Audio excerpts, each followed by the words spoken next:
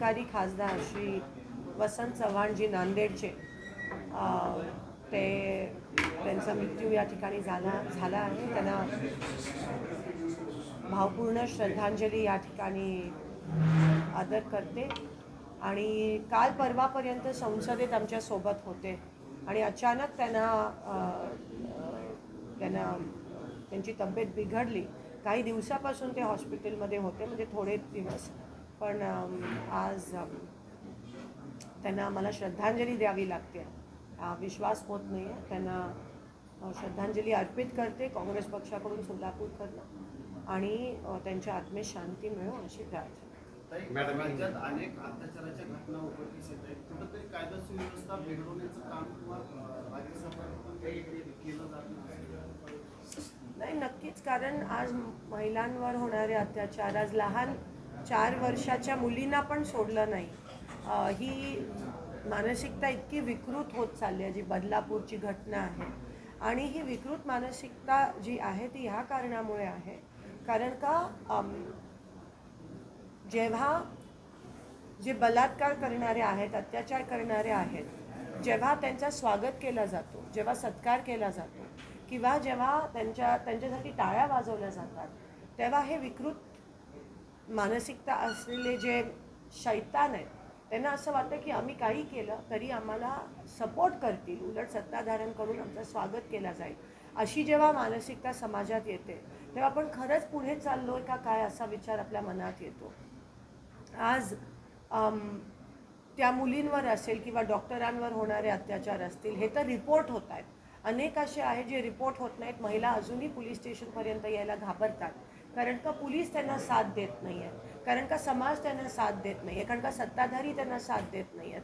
जेव्हा 4-4 दिवस लागतात कोणत्याही ऑफेन्सचं कॉग्निझन्स घ्यायला, जेव्हा घेतला जात नाही किंवा जेव्हा लगेच ट्रान्सफर केली जाते त्या अधिकाऱ्याची, तेव्हा महिलांनी जायचं तरी कुठे. आणि आज मी तुमच्या माध्यमातून सांगते, जर सत्ताधारी आपला साथ देत नसतील, जर प्रशासन आपला साथ देत नसेल, जर शाळांमध्ये कॉलेजमध्ये हे शिकवलं जात नाही की महिलांचा आदर सन्मान केला पाहिजे, तर कुठेतरी घरोघरी एक वडील म्हणून, एक भाऊ म्हणून, एक पती म्हणून कुठेतरी आपण आपल्या मुलांना सांगणं गरजेचं आहे की महिलांचा आदर होणं महत्त्वाचं आहे. जर प्रत्येक घरोघरी हे झालं तर मला खात्री आहे की महाराष्ट्रात काय देशात महिलांच्यावर होणारे अत्याचार थांबतील.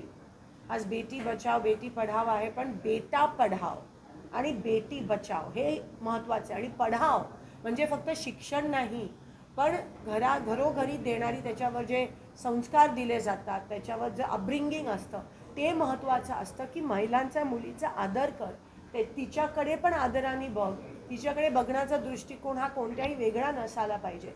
जर हे घरोघरी सांगितलं तर नक्की मला असं वाटतं हा फरक पडेल. मुलींनी काय घालावं, मुलींनी कशी वागणूक करावी, ह्यापेक्षा मुलींनी सेल्फ डिफेन्स करावं, हे मुलांनी केलं पाहिजे. मुलांनी जर वागणूक आम्हाला चांगली दिली तर मुलींना हे करण्याची गरज नाही. हा पुरोगामी महाराष्ट्र हा सावित्रींचा आहे, अहिल्याबाईंचा आहे, रमाईचा आहे, जिजाऊंचा महाराष्ट्र. आणि इथे जर मुली सुरक्षित नसतील, आपल्या देशाने पहिल्या महिला पंतप्रधान इंदिरा गांधीजींच्या स्वरूपात दिल्या, आणि आज जर आपल्या देशात ही विकृत मानसिकता सत्ताधाऱ्यांमुळे होत असेल तरी शोकांतिक आहे. आता आपण हातात घेतलं पाहिजे, समाजाने आता हातात घेऊन क्रांती घडवली पाहिजे, ह्या मताची मी आहे. कारण का प्रशासन आणि शासन महिलांना आणि आपल्याला साथ देत नाही आहे. कायदे कितीही कठोर केले तरी ते फक्त कागदोपत्री ब्लॅक अँड व्हाईट राहतील जोपर्यंत ती क्राईम रिपोर्ट होत नाही. पण क्राईम झालीच का पाहिजे, आणि क्राईम जर रिपोर्टच झाली पाहिजे तर तिला तो समाजाकडून तो सपोर्ट होणं गरजेचं आहे, जे आज होताना दिसत नाही आहे. कारण का एकंदरीत देशात वातावरण सत्ताधाऱ्यांमुळे हे अतिशय विकृत होत चाललं. ते खरं तर मध्यंतरीच्या काळात लैंगिक शिक्षणाचं शालेय शिक्षणामध्ये समावेश असली मोठी चळवळ झाली. आता लहान मुलांना पण सोडलं जात नाही, त्यामुळे गुड टच बॅड टच हे सगळे आता शालेय शिक्षणामधनं समावेश झालं पाहिजे, त्यांना लहान मुलांना शिकवलं गेलं पाहिजे असं आपल्याला वाटतं का? नाही, नक्कीच अवेअरनेस वाढला पाहिजे ह्याबद्दल. पण जसं मी म्हणाली, मुलींनाच गुड टच बॅड टच शिकवलं जातं, पण मुलांना पण शिकवलं गेलं पाहिजे की एक आदर, सन्मान, रिस्पेक्ट मुलींच्या प्रती असायला पाहिजे. हे घरात शिकवलं जाऊ शकतं, हे शाळेत अनफॉर्च्युनेटली शिकवलं नाही जाऊ शकत. आज शिक्षक शिक्षिका असतील, मी काल कार्यक्रमावरती त्यांना पण मी विनंती करते की चौकटीच्या बाहेर जाऊन हे जर तुम्ही मुलांना सांगू शकता शाळेत तर खूप फरक पडू शकतो. आणि मला खात्री आहे की ही जी संख्या आहे, जे पर्सेंटेज वाढत चाललं आहे अत्याचाराचं, ते 100% कमी होईल. मैडम, जिस तरह आपने कहा कि महिलाओं की सुरक्षा होनी चाहिए, क्या इस पर शरई कानून के हिसाब से कार्रवाई होनी चाहिए? शरई कानून, इस्लामिक कानून। मुश्किल देखिए, कानून कानून होता है और सबको सम्मान है. जब महिलाओं के प्रति जो भी घटना होती है इसका फास्ट रिड्रेसल होना ज़रूरी है. अगर तुम 4-5 दिन लगाओगे तो फिर फ़ायदा क्या है? और 5-4 दिन छोड़ो, इसका सत्कार किया जाता है, उसके लिए तालियां बजाई जाती है. अगर ये हमारे देश में जो पावर में उनके तरफ से हो रहा है तो महिला कहाँ जाए?